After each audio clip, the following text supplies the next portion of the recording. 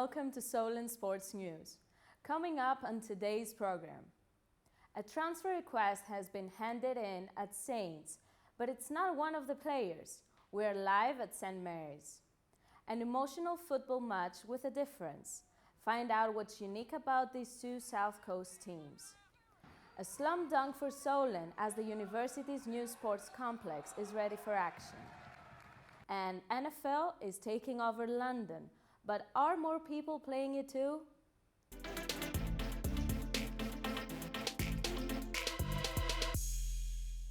Hello, I'm Valia Pilyanidi and you are watching Solent Sports News.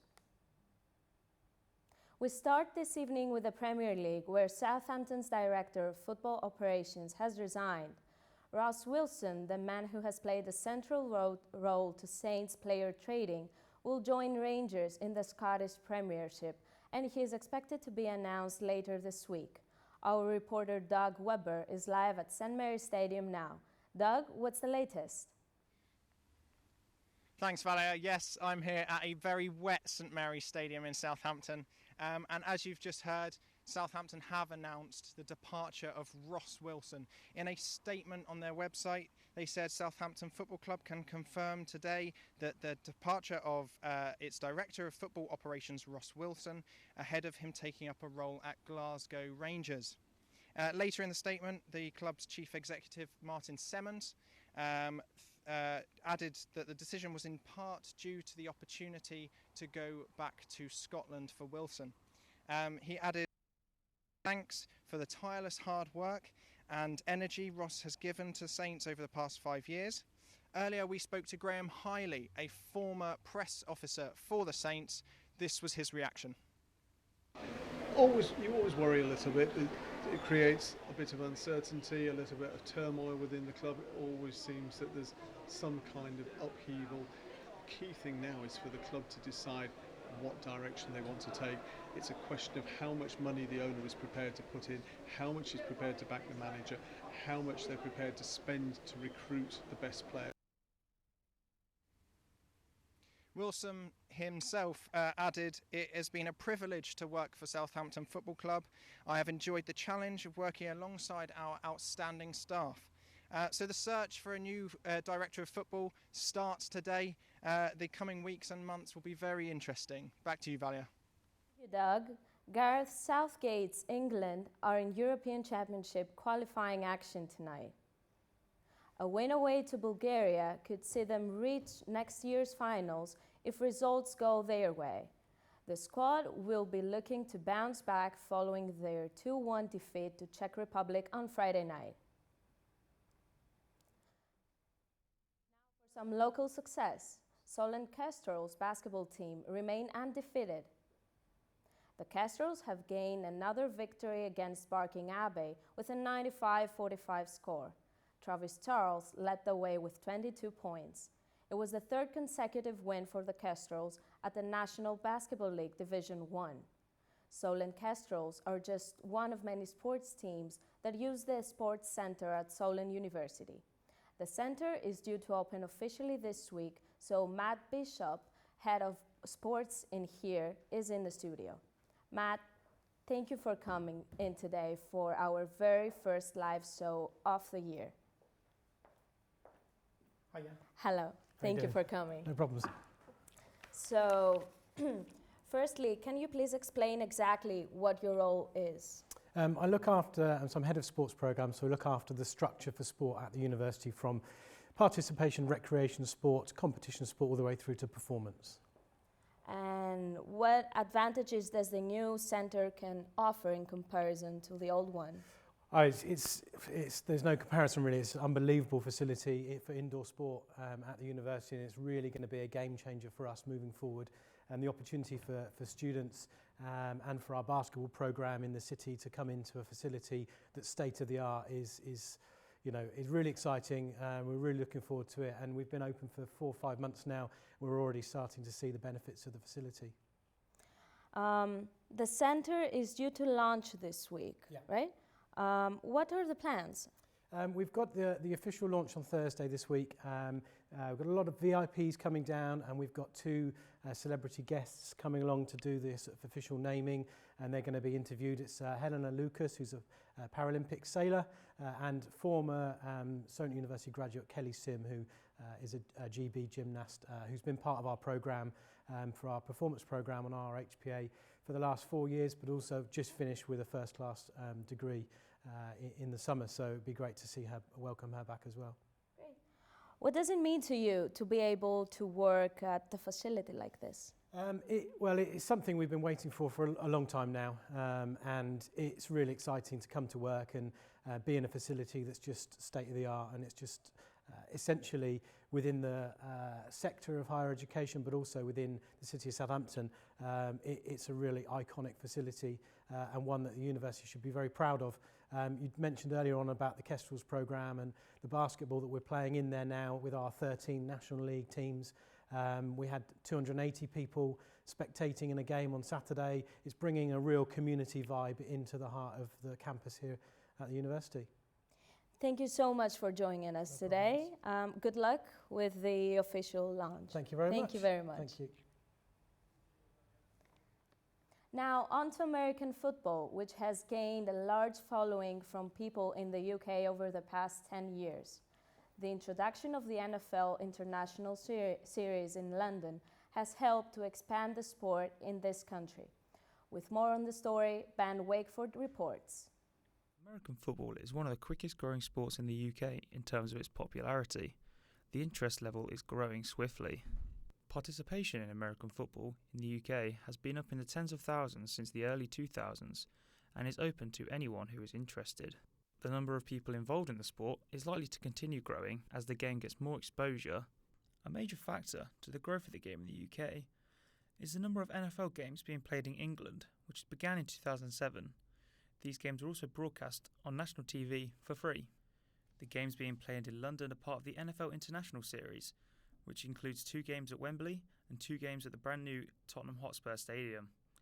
There is also a game played in Mexico each year. It's not just the fans that enjoy the trip. The players seem to love the experience of playing overseas. But it's a lot of fun. The fans the game is really fun, because they cheer for everything. Flags, don't matter. They just want to scream. It's the NFL, man. They're excited for us to be there. It's been great. It's been a lot of fun. Definitely a cool experience, even just getting off the plane and being able to, see Panther gear, overseas. So it's been a lot of fun. Guys are excited. Guys are fresh. So you're ready to go out there and get a win on Sunday.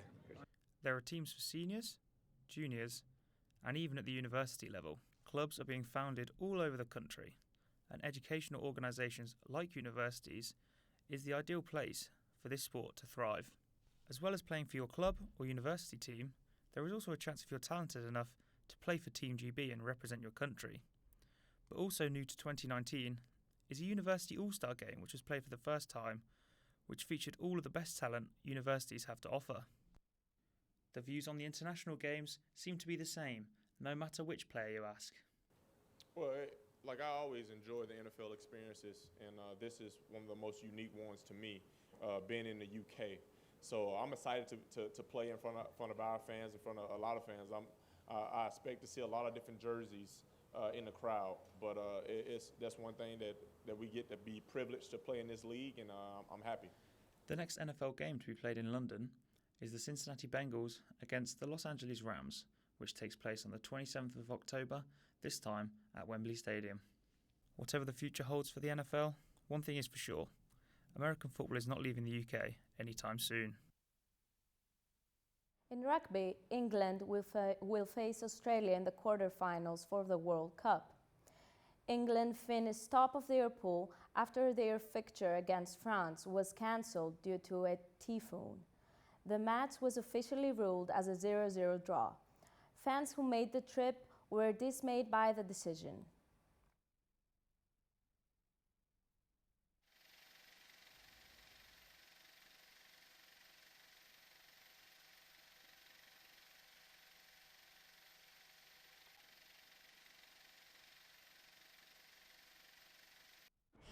It's absolutely deflating, really.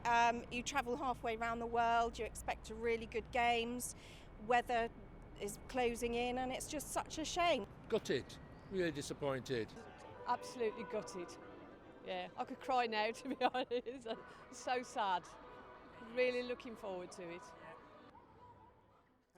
This week, a football match with a difference took place. Sands United FC are a collection of charity football clubs that comprise of players that have directly been affected by baby loss. A football match with a difference began with an emotional minute's silence. Baby Loss Awareness Week gave 2 charity football clubs an opportunity to celebrate the lives of their children. Obviously highly emotional. I've played football for years, but when you get out there, you've got this name on your chest. It's just, I don't know, it heightens everything. It's not a normal football game. We go into it with every intention of making it a charity game, a friendly, go in, the result doesn't matter, but you can't have this name on your chest without it mattering, so I think that shows on the pitch. I mean, I run for 20 seconds up the stairs and I'm tired, but I can do 45 minutes out there just because little one's on my chest and I want to keep going, and all of the other dads, their babies, you want to keep going for them. The football teams are both made up of fathers, uncles and grandfathers of babies that passed away before, during or shortly after birth. And the founders of the teams realise how much of a positive impact football makes to their teams' lives. I think it's helped a lot of the dads immensely, because I know, without naming any of them specifically, I know that there was a few who hadn't been able to bring themselves to look into the remembrance boxes that we're given. One of the dads who reached out to us very early on was having very dark thoughts in terms of where he was at with his grief and the support that he needed, and I know that that's made an instant impact on not only him but his family. It was evident that all the players knew how the support that the players received from others in similar situations outweighed the results on the pitch. Brighton player Jamie Hyde is one of the players who left his Sunday League side to be involved in the Sands setup. I felt it was right to do this and get into something that meant more than playing for my normal team and supporting just the men. Mental health is huge for guys.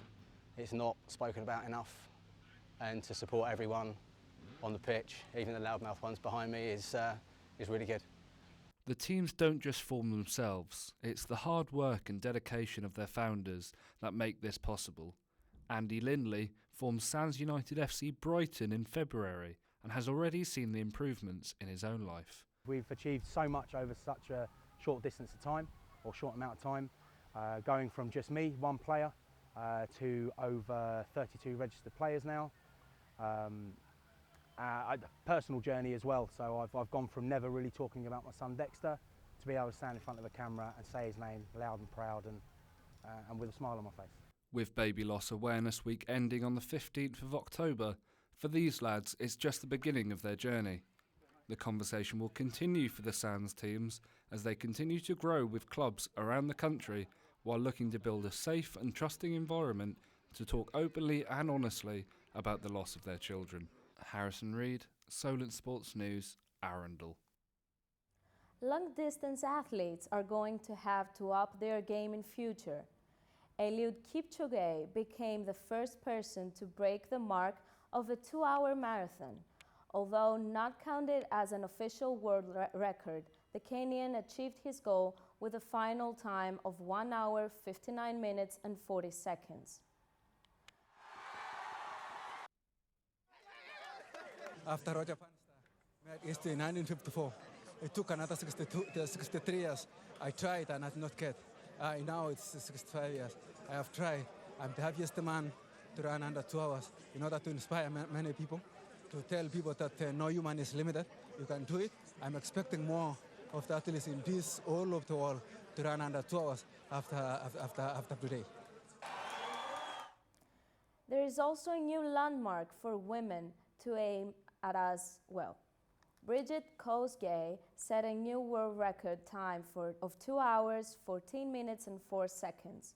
This smashed the previous record held by Britain's Paula Radcliffe by a massive 81 seconds. Thank you for tuning in. Join us later next week for more sports news.